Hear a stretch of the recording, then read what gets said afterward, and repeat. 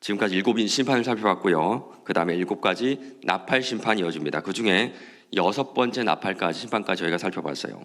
나팔 심판은요 4+3 4개 심판과 또 3개 심판으로 나누어져 있습니다. 앞에 4 심판은요 이 땅에 살아가는 모든 사람에게 주어진 심판이고요, 예수님의 초림부터 재림까지 주어진 모든 고통들, 모든 아픔들을 말해요. 4번째 심판이 끝나는 그때 독수리가 날아가며 이렇게 외칩니다. 내가 보고 또 들으니 공중에 날아가는 독수리가 큰 소리로 이르되 땅에 사는 자들에게 화가 있으리니 이는 새 천사들이 불어야 할 나팔 소리가 남아 있음이로다 하더라. 마치 독수리가 공격하기 전에 하늘을 뱅뱅 돌고 있는 그 장면을 한번 생각해 보시기 바랍니다. 그럼 이 독수리가 노리고 있는 먹잇감은 누굴까요? 땅에 사는 자들이죠. 땅에 사는 자들 누굴까요? 불신자들입니다. 불신자들. 그들에게 큰 소리로 화 3번을 외치며 아직 3번의 심판이 불신자들에게 남아있다고 경고를 해요. 맞습니다. 이 나머지 3 심판은 불신자들을 위한 심판입니다. 먼저는 불신자들의 눈을 가려버리세요. 연기와 황충으로 사실로 보지 못하게 하고 진리로부터 고개를 돌려버리게 만듭니다. 6번째 천사가 나팔을 불자 유브라데 강에서 노임받은 4 천사가 2억 명의 마병들을 데리고 이 땅을 짓밟아요. 그리고 재앙을 내립니다. 9장 18절이에요. 이 세 재앙 곧 자기들의 입에서 나오는 불과 연기와 유황으로 말미암아 사람 3분의 1이 죽임을 당하니라. 마치 유황불이 떨어져서 멸망을 했던 어떤 도시를 좀 떠오르게 하지 않나요? 요즘 뉴스를 보니까요, 엠폭스 환자가 늘고 있다 그러네. 엠폭스. 작년까지는 원숭이 두창이라 하다가 갑자기 엠폭스라고 바꿨어요. 이번 주 월요일자 기사입니다. 엠폭스 환자 60명 중 51명 공통점이 있었다. 모르는 사람과 성접촉. 참 이상하게도 언론에서 얘기하지 않는 게 있습니다. 이 엠폭스는요, 이 원숭이 두창은요, 일반 사람들이 걸리는 병이 아니라 주로 동성애자들이 걸리는 병이에요. 이번 파이낸셜 뉴스 4월 26일자 기사입니다. 엠폭스 환자 84%가 남자 동성애자, 82%가 성관계로 감염. 그 영어 표현 중에 남자 동성애를 나타내는 단어 중에 이런 단어가 있습니다. 한번 보여주세요. 속으로 한번 읽어보세요. 속으로. 좀 어디서 많이 본 것 같죠? 어디서 좀 나온 단어 같지 않습니까? 맞습니다. 성경에서 소돔과 고모라 할 때 그때 소돔에서 나온 단어가 바로 이 단어입니다. 그만큼 동성애가 만연했던 곳이 바로 소돔이고 하나님 그곳을 불과 연기와 유황으로 심판하셨죠. 사실 동성애자들의 최후는 끔찍하다고 합니다. 이 동성애 전문가로 활동하고 계시는 기런평 교수님 이런 말씀하셨어요. 동성애는 나이가 들면 가족이 없어 외로움에 시달린다. 1998년에서 2001년까지 사이에 진행된 4개의 독립적인 연구 결과에서 동성애자들이 이성애자들보다 최소 2배 더 알코올에 의존하고 남성 동성애자가 남성 이성애보다 3배 더 자살을 시도한다. 에이즈 환자의 암 발생 위험도는 일반인보다 20배가 높다. 에이즈와 여러 질병 때문에 남자 동성애자 수명은 남자 이성애자보다 25에서 30년 짧고 알코올 중독자보다 5년에서 10년 짧다. 저는 하나님이 우리를 행복하기 위해 지으셨다고 믿습니다. 우리 하나님 우리에게 병을 주시고 그 병으로 고통스러워하는 걸 보시면서 기뻐하시는 그런 분이 아니세요.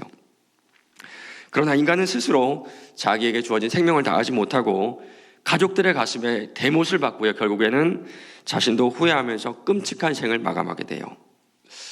과연 이것이 올바른 삶이라고 자녀들에게 가르칠 수 있을까요? 정말 학생들에게 굳이 동성애를 가르쳐야 될까요? 정말로 이들에게 자녀가 있다면, 정말 이들에게 조카라도 있다면 네가 에이즈에 걸리더라도, 에이즈에 걸려서 암 발생이 20배가 높더라도, 수명이 30년이 줄더라도 너 하고 싶은 대로 돼. 괜찮아. 즐겨. 이렇게 얘기할 수 있을까요? 이미 유럽이나 북미는요, 이 동성애 결혼이 합법화되었고요. 우리나라도 곧 그렇게 될 겁니다. 세상의 모든 나라가 소돔처럼 고모라처럼 되는 것을 우리는 더 뚜렷하게 보게 될 거예요. 오늘날 수많은 사람들이 이 결과를 합니다. 그럼에도 불구하고 결국엔 끔찍한 최후를 맞이할 걸 알면서도 자기가 가던 길을 쭉 가요.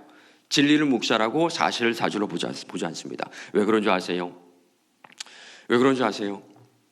하나님이 적극적으로 개입하셔서 그래요. 은혜의 손길을 거두시고 그들의 영안을 가리셔서 가던 길을 계속 가게 하십니다. 9장 말씀이에요. 이 말들의 힘은 입과 꼬리에 있으니 꼬리는 뱀같고 또 꼬리에 머리가 있어 이것을 해야 하더라. 2억 명의 마병들의 꼬리에도 머리가 있죠. 머리가 있다는 건 뭐가 있다는 겁니까? 입이 있다는 거죠. 입이. 이게 무슨 뜻일까요? 영적인 죽음은, 영적인 꼬임은 입으로부터 시작된다는 거예요. 태초에 사탄이 아담과 하와를 입으로, 말로 속였던 것처럼 사탄은 온갖 방법으로 우리를 속여왔고 지금도 속고 있습니다. 가끔은요, 상식적으로 보면 참 왜 저런 걸 속을까? 왜 저런 데 넘어갈까 하는데 사람들이 집단적으로 무언가 홀린 듯이 빠져들어가는 그런 경우들이 있거든요. 요즘 뉴스에 가장 많이 나오는 것이 SJ증권 주가 폭락 사태죠. 여러분 많이 들어보셨죠? 뉴스를 틀면 나옵니다. 유명 가수도 포함되어 있어가지고 더 훨씬 더 이슈가 되고 있는데요.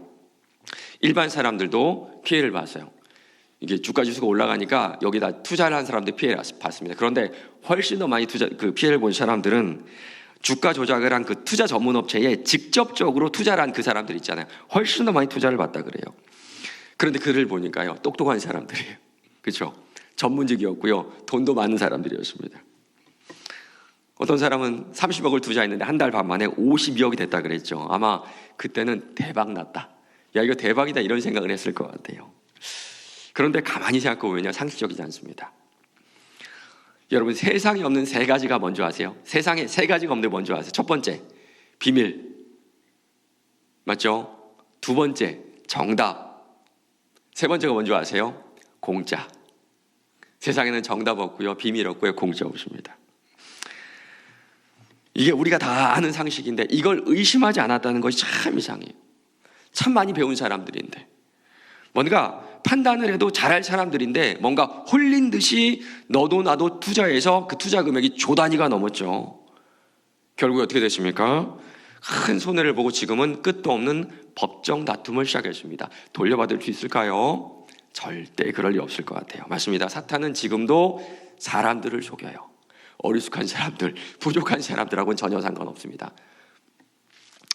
그리고 그 입으로 우리가 다른 것들도 섬기게 하죠.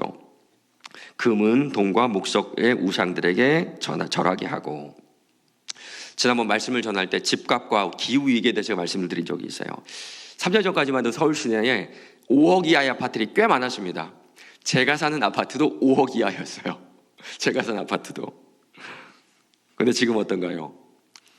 물론 집값 상승은요, 세계적인 추세입니다. 세계 모든 나라가 다 그러고 있을 거예요. 그런데 어떤 이유에서라도 집값이 오르면 아마 우리 다음 세대 청년들에게는 어마어마한 짐이 될 거예요. 결혼을 하지 못합니다.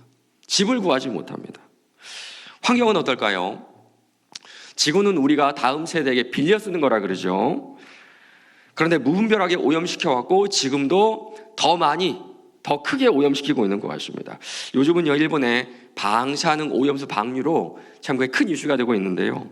모르긴 몰라도 우리보다 우리 다음 세대가 거기에 대한 피해를 훨씬 더 많이 보게 될 거예요. 미세먼지는 어떤가요? 수질오염은 어떤가요? 지금까지 일어나던 끔찍한 사고들 어떤가요? 성수대교가 무너졌습니다. 산풍배 가족이 무너졌고요. 대형 화재 사건 사고들이 1년에도 몇 번씩 일어납니다. 그런데 이것이 모두 다 예견된 인재라고 하죠. 예견된 인재. 맞습니다. 인간은요, 탐욕으로 스스로를 죽여왔고 어쩌면 이전 세대는 다음 세대를 제물로 자신들의 탐욕을 채워왔는지도 몰라요.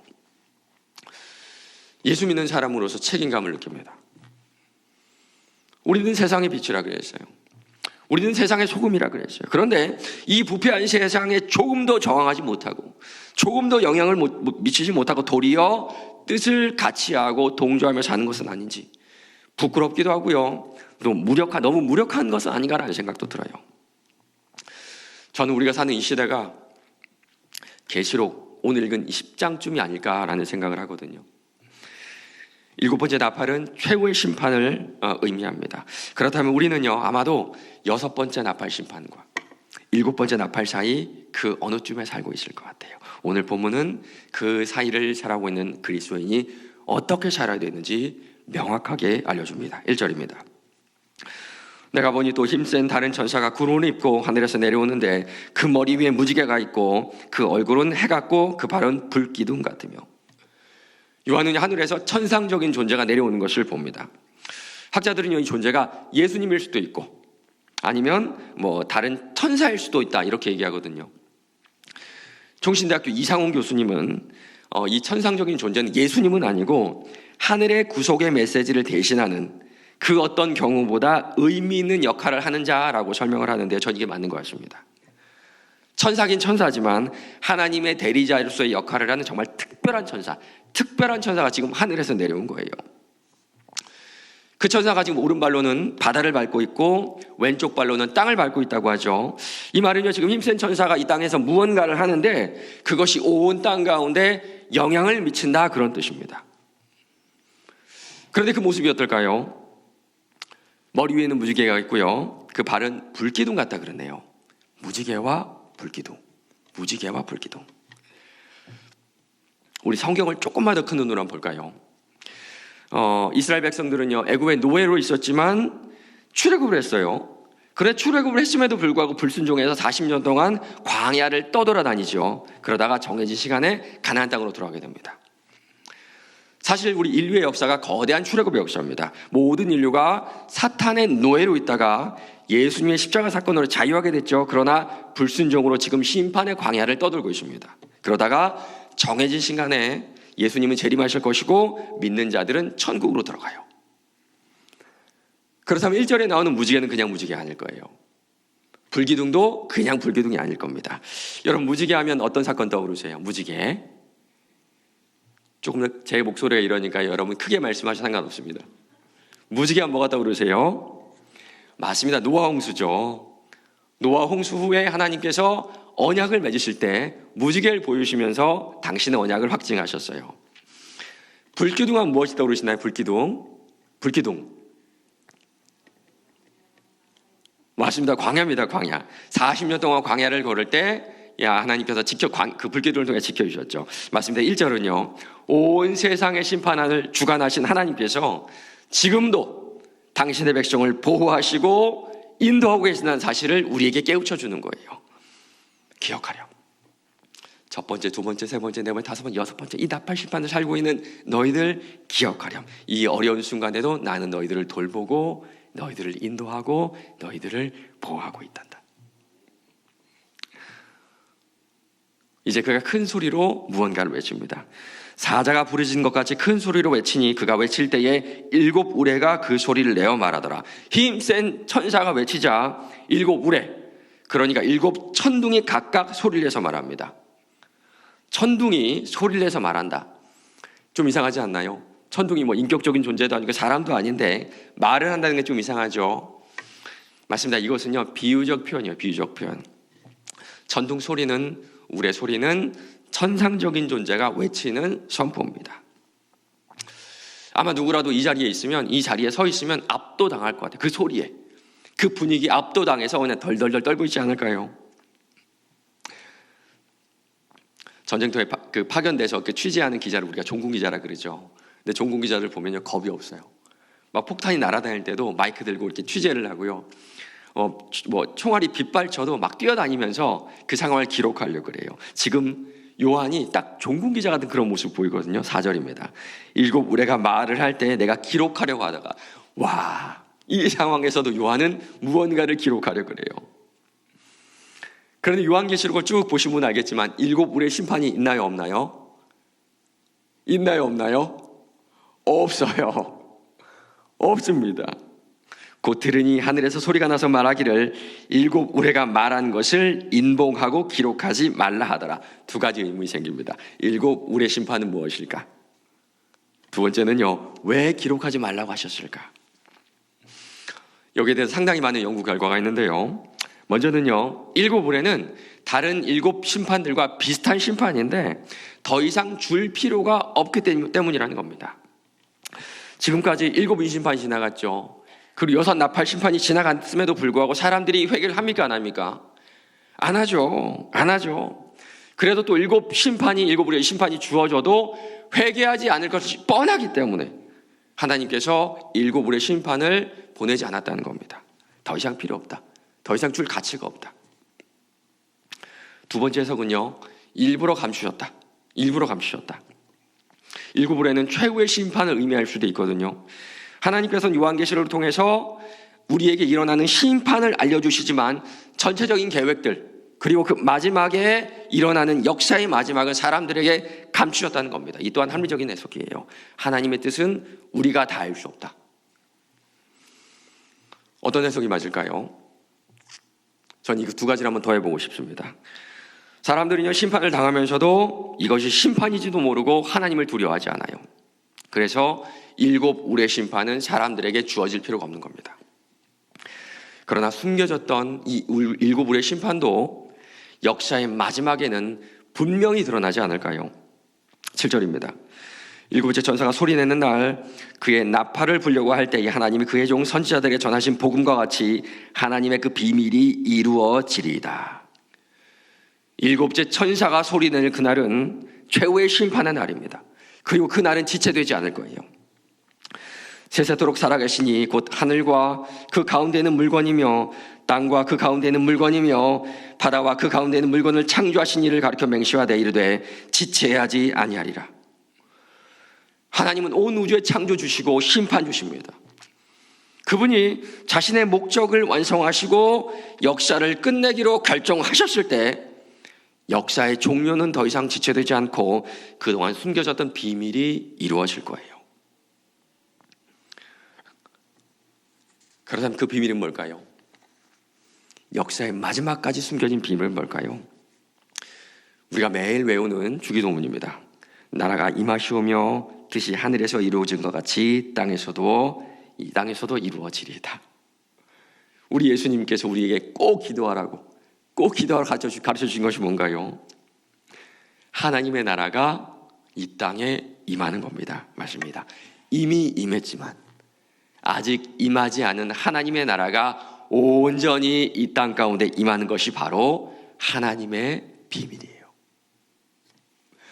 그리고 그 비밀은 또 다른 이름이 있습니다. 하나님의 그 종 선지자들에게 전하신 복음과 같이 복음.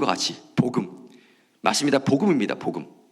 사실 이 비밀은, 이 말씀은 이미 다 예견된 말씀이에요. 다시 한번 여러분 성경을 조금만 더 큰 눈으로 보시기 바랍니다. 모세가 광야에서 쓴 신명기 말씀이에요. 이는 내가 하늘을 향하여 내 손을 들고 말하기를 내가 영원히 살리라 하였노라. 가나안 땅에 들어가기 전에 최초의 선지자라고 할 수 있는 모세가 갑자기 영생에 대한 선포를 하죠. 그리고 죽어버립니다. 그리고 이 말씀이 어디로 이시냐면요, 아주 오래전에 포로기 시대에 등장하는 선지자 다니엘입니다. 다니엘서 12장 2절이에요. 땅의 티끌 가운데서 단 자 중에서 많은 사람이 깨어나 영생을 받는 자도 있겠고 수치를 당하여 영원히 부끄러움을 당할 자도 있을 것이며, 모세가 소망했던, 모세가 잘 알지 못한 영원한 삶을 다니엘이 예언했습니다. 그러나 다니엘도 이 영원한 삶이 하나님의 나라가 어떻게 해야 될지 알지 못했습니다. 내가 듣고도 깨닫지 못한지라. 그러나 수천 년이 지난 후에 이 영원히 사는 이 소식이 언제 완성될지 분명히 알려주신 겁니다. 계시록 11장 15절입니다. 7번째 천사가 나팔을 불매 하늘에 큰 음성이 나서 이르되 세상 나라가 우리 주와 그의 그리스도의 나라가 되어 그와 세세토록 왕노릇 하시리로다. 7번째 천사가 나팔을 부는 그날, 우리 예수님께서 재림하시는 그날. 근래에 참 많은 분들이 소천하셨어요. 우리 교회에. 부패하고 또 불완전한 이 세상을 사는 것도 참 힘든데 죽음은 그 모든 것을 허무하게 만듭니다. 슬프게 합니다. 그러나 이런 인간에게 우리 하나님은 모세 때부터 영원히 죽지 않은 소망을 주셨고, 다니엘을 통해 그 소망을 이어가게 하시고, 예수님을 통해서 그 소망의 실체를 이루시고, 요한을 통해서 온전한 소망을 기다리게 하시는 겁니다. 맞습니다. 7번째 나팔이 울리는 그날, 그 순간 선지자들을 통해 전해오셨던 그 좋은 소식, 그 비밀이 완전히 이루어지게 돼요.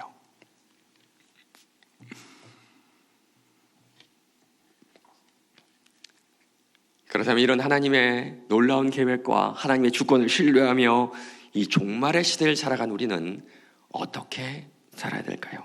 다니엘서 12장 7절입니다. 반드시 한때 두때 반때를 지나서 성도의 권세가 다 깨지기까지이다. 맞습니다. 이 나라는 이렇게 완성이 돼요. 성도의 권세가 다 깨진 후에. 이게 무슨 뜻인 줄 아세요? 성도들이 엄청난 핍박을 받은 후에, 성도들이 핍박을 받은 후에, 성도들이 다 핍박을 받고 고난의 길을 끝까지 걸은 후에야 우리 주님이 다시 오십니다. 참 불편한 말씀이죠. 정말 불편한 말씀이죠.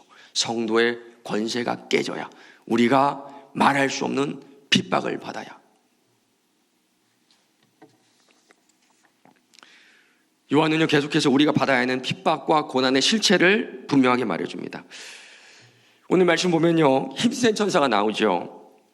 이 힘센 천사가 얼마나 거대한지요. 한쪽 발로는 바다를 밟고 있고 한쪽 발로는 땅을 밟고 있습니다. 그런데 그 손에 두루마기를 들고 있는 그 크기가 어떻다 그러죠?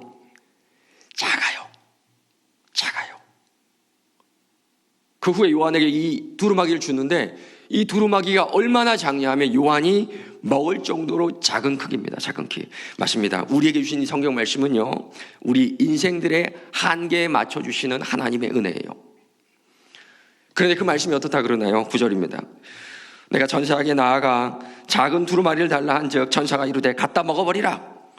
네 배에는 쓰나 내 입에는 꿀같이 달리라 하거늘 내가 천사의 손에 작은 두루마리를 갖다 먹어버리니 내 입에는 꿀같이 다나 먹은 후에는 내 배에서는 쓰게 되었더라. 왜 입에는 꿀같이 다나 먹은 후에 배에서 쓰게 됐을까요? 우리 이 말씀이 인용된 에스겔서로 한번 가볼까요? 화면 보이죠? 같이 읽어볼까요? 너 인자야, 내가 내게 이런 말을 듣고 그 패역한 족속같이 패역하지 말고 내 입을 벌리고 내가 내게 준 것을 먹으라 하시기로 내가 보니 보라, 한 손이 나를 향하여 펴지고 보라, 그 안에 두루마리 책이 있더라. 그가 그것을 내 앞에 펴시니 그 안팎에 글이 있는데 그 위에 애가와 애곡과 재앙의 말이 기록되었더라. 또 그가 내게 이르시되 인자야, 너는 발견한 것을 먹으라. 너는 이 두루마리를 먹고 가서 이스라엘 족속에게 말하라 하시기로 내가 입을 벌리니 그가 그 두루마리를 내게 먹이시며 내게 이르시되 인자야, 내가 내게 주는 이 두루마리를 내 배에 넣으며 내 창자에 채우라 하시기에 내가 먹으니 그것이 내 입에 달기에 꿀 같더라. 가끔씩 불신자들이 자기 자신의 자녀들을 교회에 왜 보내는 줄 아세요? 좋은 이야기 해주니까. 좋은 이야기 해줘. 교회 가면 좋은 이야기 하니까 아이들의 인성교육에 도움이 된다고 생각을 합니다. 사랑해라, 용서하라, 인내하라. 참 듣기 좋죠. 누가 들어도 귀에도 입에도 참 단 말씀이에요. 그런데 이 말씀 뒤에 무슨 뜻이 있는 줄 아세요? 제가 제 아이들을 사랑하는 건 너무 쉬운 일입니다. 노력하지 않아도 돼요. 사랑을 누군가한테 강요받아서, 어떤 사랑을 배워서 제 아이들을 사랑할 필요가 전혀 없습니다. 그러나 사랑하라, 이 명령은, 이 말씀은 내가 할 수 있는 그 이상의 사랑을 하라, 그 말씀 아닐까요? 그러면 내가 도저히 사랑할 수 없는 그 사람이 내 눈앞에 있어야 됩니다. 그래야 우리는 사랑을 배울 수가 있어요. 인내는 어떤가요? 인내심이 그냥 생기던가요? 끝없이 참아야 되는 일이 내 인생의 반복이 돼야 우리는 인내를 배웁니다. 예수님의 재림은 어떨까요? 성도인 우리는 기쁨으로 예수님의 다시 오심을 기다립니다. 그러나 이 말씀이 나에게 실제가 됐을 때 한편으로는 분노가 일어나요. 하나님의 말씀을 외면하고 영원한 죽음으로 달려가는 나의 가족들, 믿지 않는 이웃들을 보면 슬픔, 분노가 우리 안에 동시에 일어납니다. 만군의 하나님 여호와여, 나는 주의 이름으로 일컬음을 받을 자라. 내가 주의 말씀을 얻어먹었사오니 주의 말씀은 내게 기쁨과 내 마음의 즐거움이오나 내가 기뻐하는 자의 모임 가운데 앉지 아니하며 즐거워하지도 아니하고 주의 손에 붙들려 혼자 앉았사오니 이는 주께서 분노로 내게 채우셨습니다. 주의 말씀은 내 입에는 즐거움인데 내 속에 들어갈 때는 분노로 채워진다. 그 말씀 아닌가요? 맞아요. 우리가 매일 듣고 있는 이 말씀은, 이 하나님 말씀은 살아내기에도 너무 힘든 말씀이고, 특별히 불신자들을 향하여 애가와 애곡과 재앙의 말씀들이기 때문에 그렇습니다. 그런데 우리 주님은 이 말씀을 먹으라 그래요. 듣고 이해하는 것이 아니라 먹으라 그러세요. 유진 피터슨이라는 목사님은 먹는다는 것을 이렇게 설명합니다. 그의 목소리가 요한에게서 천사로부터 그 책을 받아 먹으라고 한다. 그래서 그는 그 책을 받았고 천사는 그에게 그 책을 먹으라고 말했다. 이 책을 너의 내장 안으로 집어넣으라. 이 책에 나오는 말이 너의 혈관을 타고 움직이게 하라. 이 말을 씹고 삼켜서 근육과 연골과 뼈가 되게 하라. 그래서 그는 그 책을 먹었다. 하나님의 말씀을 먹은 에스겔은 어떻게 살았는 줄 아세요? 그는 이스라엘에서 가장 높은 위치에 있던 제사장이었습니다. 그런데 하나님은 그에게 칼로 자기 수염을 잘라서 공중에 날려버리라 그랬어요. 밥을 지어 먹는데 사람의 변을 가지고 불을 피워서 밥을 먹으라 그랬어요. 참 수치스러운 일입니다. 제사장이, 이스라엘 남자가 수염을 자른다는 것은요, 아마 제가 이 자리에서 옷을 다 벗고 설교한 것보다 훨씬 더 수치스러운 일입니다. 제사장이, 하물며 제사장이.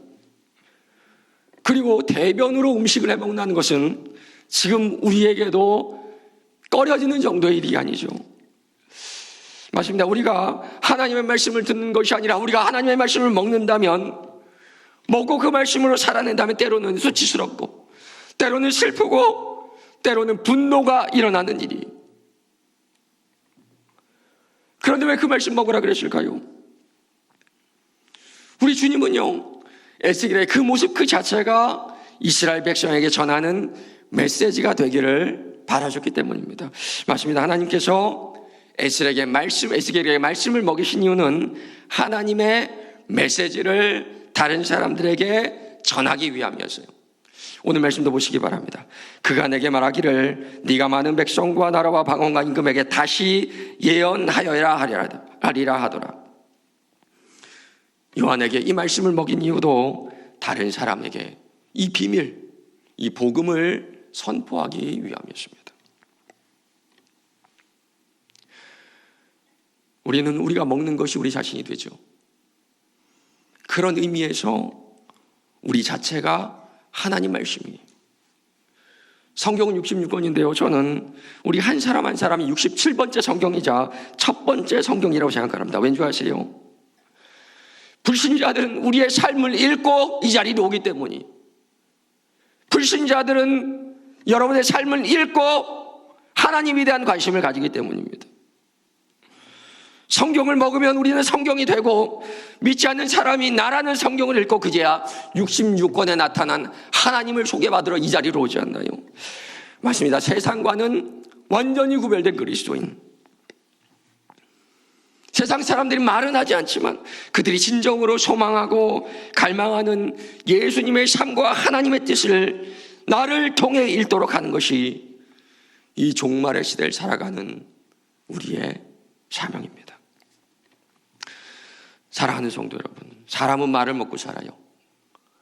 사람은 밥도 먹고 살지만 말을 먹고 삽니다. 세상 사람들도 말을 먹고 살아요. 무슨 말 먹고 사는 줄 아세요? 2억 명의 마병들이 속이는 말을 먹고 삽니다. 돈 벌어 행복할 거야. 쾌락을 주고 행복할 거야. 성공에 행복할 거야. 너보다 저 사람보다는 좀 낮게 살아. 우월감을 느낄 거야. 기분이 좋을 거야. 만족이 될 거야. 이 말을 먹고 그 말들이 혈관으로 들어가 근육과 뼈와 연골이 되어 사람도 부패하고 그 사람들이 이루는 이 사회도 얼마나 부패한지 스스로를 파괴하고 다음 세대와 다음 세대의 삶의 터전을 파괴하고 있어요. 반대로 우리 하나님은 신실하신 분이세요. 모세로부터 다니엘을 지나 요한을 지나 지금도 성도라면 무엇을 먹고 무엇을 바라야 되는지 끊임없이 말씀해 주세요. 예수께서 대답하여 이르시되 기록되었으되 사람이 떡으로만 살 것이 아니오 하나님의 입으로부터 나오는 모든 말씀으로 살 것이라. 모든 말씀으로 살 것이라. 모든 말씀으로 살 것이라. 사랑하는 성도 여러분, 여러분 하나님 말씀을 먹고 계신가요?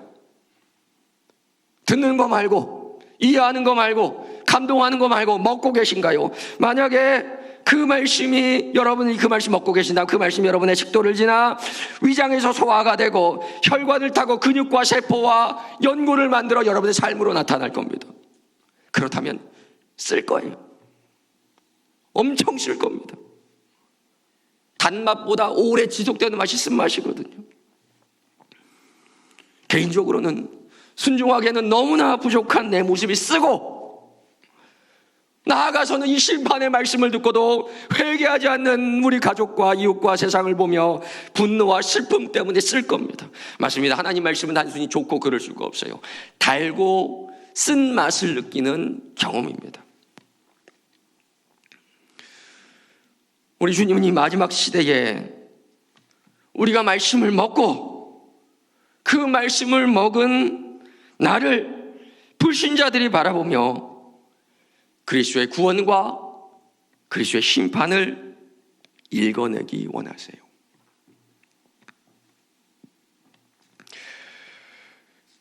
말씀을 맺겠습니다. 천사가 종말의 시대를 향한 우리 모두에게 주는 명령이 있습니다. 그가 내게 말하기를 내가 많은 백성과 나라와 방언과 임금에게 다시 예언하여야 하리라. 여러분, 다시 예언하세요. 온 세상에 그리스도를 다시 전해야 됩니다. 실패를 했을 수도 있어요. 실패했어도 다시 전하기 바랍니다. 상처를 받았어도 다시 전하세요. 아마 쓴맛을 느끼면, 이제는 쓴맛을 느끼며 쓴맛을 전해야 할 수도 있을 겁니다. 그러나 쓴 약이 사람을 살리죠. 이 쓴 말씀이 사람을 살립니다. 지금까지의 전도가 실패했다면 이제는 이 말씀을 먹고 쓴 배를 움켜쥐며 다시 복음을 전하시길 바라요. 울며 씨를 뿌리는 나가는 자는 반드시 그 곡식단을 가지고 돌아오리라는 말씀을 사모하며 하나님 말씀 그 자체가 되시는 저 여러분 되시길 바랍니다.